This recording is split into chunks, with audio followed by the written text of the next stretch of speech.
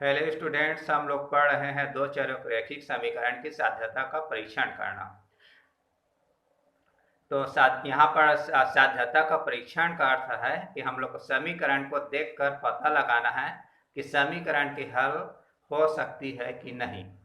तो इसके लिए हम लोग दो चर वाले दो समीकरण देख लेते हैं। इसको हम लोग कहेंगे व्यापक समीकरण। पहला समीकरण a1x plus b1y plus c1 और दूसरा है a2x plus b2y plus c2। इस पर विचार करते हैं।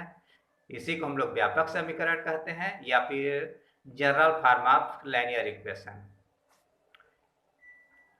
अब इसके पहले वाले वीडियो में आपने दो चर वाले समीकरण ग्राफ विधि से हल किए थे। तो यहाँ तीन स्थिति आती है। पहला स्थिति है जब दोनों रेखाएं समांतर होती हैं, या पहली स्थिति दोनों रेखाएं प्रतिच्छेद करते हैं। पहले इस स्थिति को देख लेते हैं। जब दोनों रेखाएं प्रतिच्छेद करती है मतलब एक दूसरे को काट रही हैं, तो यह जिस बिंदु पर कटेंगी वो बिंदु समीकरण का हल होगा। तो यहाँ पर x और y का एक एक मान प्राप्त होगा। अब दूसरी स्थिति में जब रेखाएं समांतर होंगी, तो समांतर होने का अर्थ है ये एक दूसरे को नहीं काटेंगी।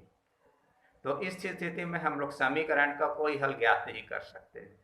मतलब हम लोग समीकरण से x और y का मान निकाल नहीं सकते। अब आते हैं तीसरी स्थिति। तीसरी स्थिति में रेखाएं समपाती समपाती होने का अर्थ है दोनों रेखाएं एक दूसरे को ढक लेती हैं, जैसे आपकी स्क्रीन पर दिखाई दे रहा है। तो इस स्थिति में समीकरण के एक से अधिक हल होंगे, बहुत सारे हल होंगे, या अनंत हल कह सकते हैं। तो इसी को हम लोग बीजीय रूप में लिखेंगे। हम लोग को तीन स्थिति पढ़े हैं। स्थिति एक, पहला स्थिति में जब a1 बटे a2 बराबर नहीं है b1 बटे b2, इस स्थिति यह स्थिति होगी अद्वितीय है। अब दूसरी स्थिति है जब a1 बटे a2 बराबर है b1 बटे b2 लेकिन c1 बटे c2 के बराबर नहीं है। इस स्थिति में हम लोग समीकरण का हल नहीं निकाल सकते।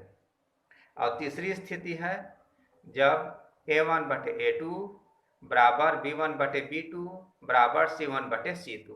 इस स्थिति में हम लोग को समीकरण में एक x और y के एक से अधिक मान प्राप्त होंगे, अनंत हल प्राप्त होगा। तो एक बार फिर से इसको रिवाइज कर लेते हैं। इस पहला स्थिति a1 बटे a2 बराबर नहीं है b1 बटे b2, तो ये अद्वितीय हल है। ये इस स्थिति में हम लोग को प्रतिच्छेदी रेखाएं प्राप्त होती है। दूसरी स्थिति a1 बटे a2 बराबर b1 बटे b2 और बराबर नहीं है c1 बटे c2, तो यहाँ पर कोई हल प्राप्त नहीं हुआ। इसको हम लोग समांतर रेखाएं कहते हैं।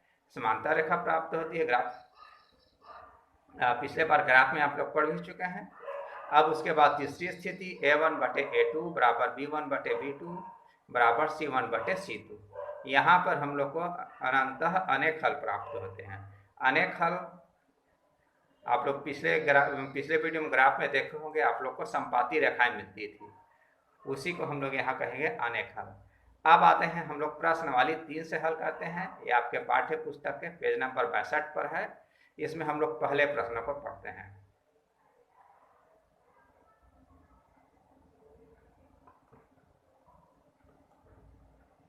तो पहला प्रश्न आपकी स्क्रीन पर है। इसमें लिखा है दर्शाइए कि निम्नलिखित समीकरण निकाय का एक अद्वितीय हल है। यहाँ दो समीकरण लिखा है, पहला समीकरण है और ये दूसरा समीकरण है। तो हल करेंगे तो सबसे पहले हम लोग दोनों समीकरण को हल लिख लेते हैं। पहला समीकरण 3x माइनस 5y बराबर 12 और दूसरा समीकरण 5x माइनस 3y बराबर 4।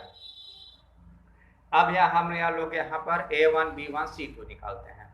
यहाँ पर पहले समीकरण से x का गुणांक 3 है, ये इसी को a1 कहते हैं। a1 बराबर 3। अब पहले समीकरण में y को देखते हैं। यहाँ पर y का गुणांक -5 है, b1 बराबर -5। अब अंत में अचर पद, पहले समीकरण का अचर पद 12 है, ये है c1।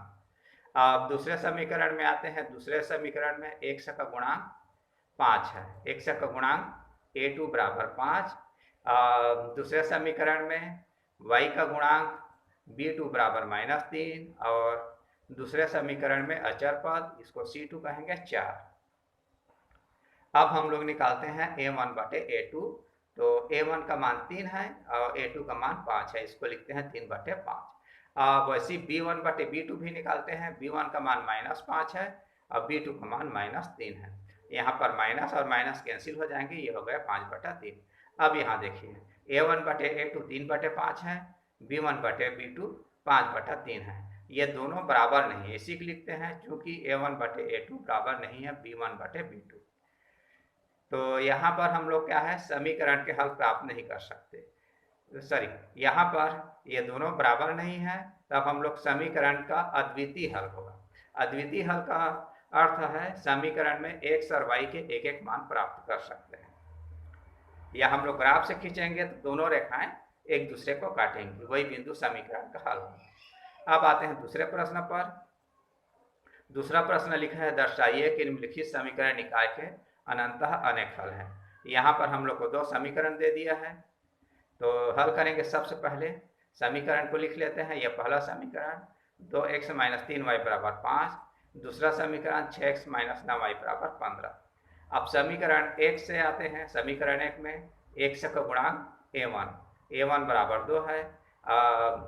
समीकरण 1 के y का गुणांक b1 - 3 है और अचर पद 5 है, c1 बराबर 5। अब उसके बाद दूसरे समीकरण में आते हैं। x का गुणांक यहाँ 6 दिख रहा है, तो ये a2 है, a2 बराबर 6। y का गुणांक -5 है, ये b2 है, -9। और दूसरे समीकरण का अचर पद 15 है।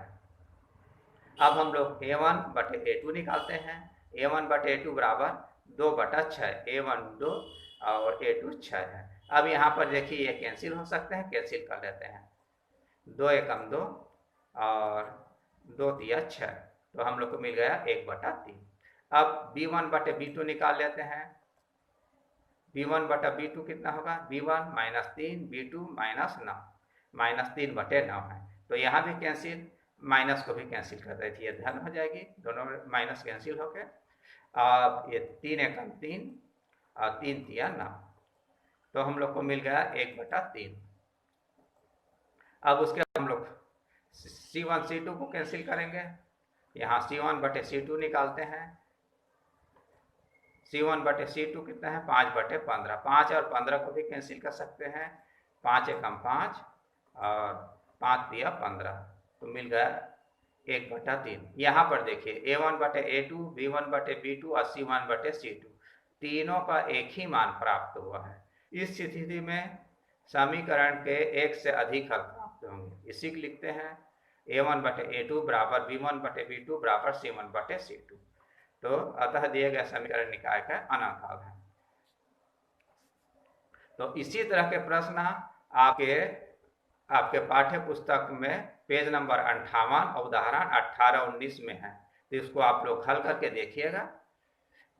अब आज की वीडियो को बस हम लोग इतना ही ख़त्म करते हैं। अगले वीडियो में आपको मैं इसी प्रश्नावली से तीसरा प्रश्न हल